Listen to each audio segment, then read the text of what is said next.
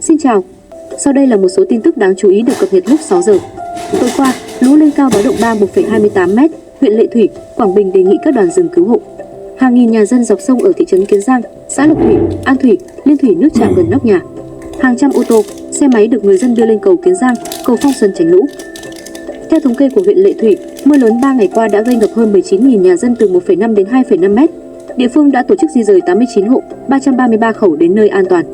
Người dân tại các xã, thị trấn vùng thấp trũng đã di rời nội bộ từ hộ nhà thấp sang nhà kiên cố, cao tầng. Thấy huyện Lệ Thủy ngập sâu, một số đội cứu hộ ở Quảng Nam, Thừa Thiên Huế đã liên hệ sẵn sàng hỗ trợ người dân sơ tán khỏi vùng ngập sâu. Tuy nhiên, chính quyền đề nghị các đoàn cứu hộ tại địa phương khác tạm dừng vào vùng lũ để đảm bảo an toàn.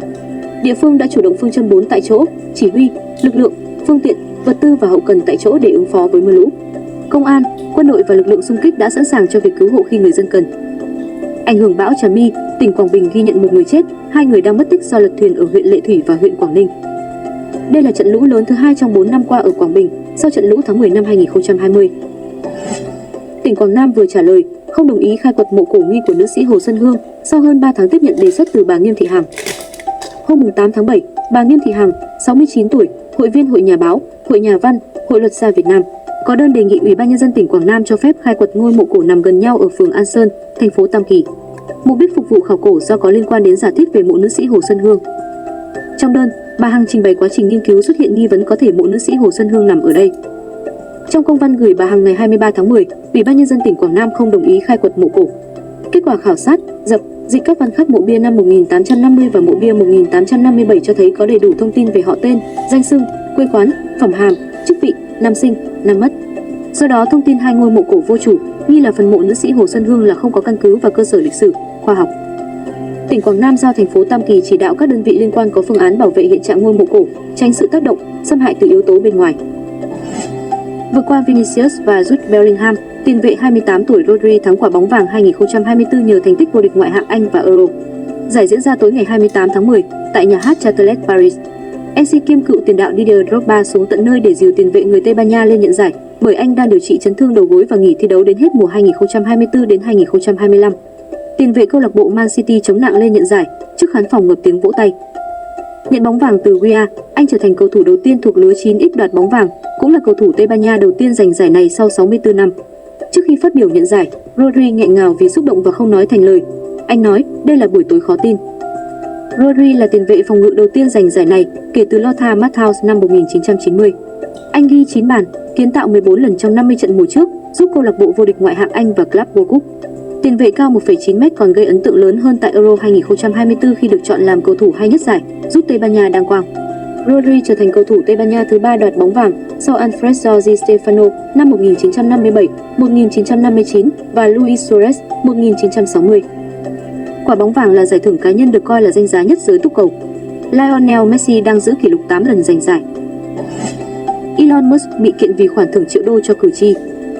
Văn phòng công tố viên Krasner bang Pennsylvania ngày 28 tháng 10 nộp đơn kiện dân sự chống lại tỷ phú Elon Musk và siêu ủy ban hành động chính trị America PAC liên quan đến chương trình trao thưởng 1 triệu USD mỗi ngày cho cử tri ở bang này, yêu cầu Musk chấm dứt chương trình trao thưởng này.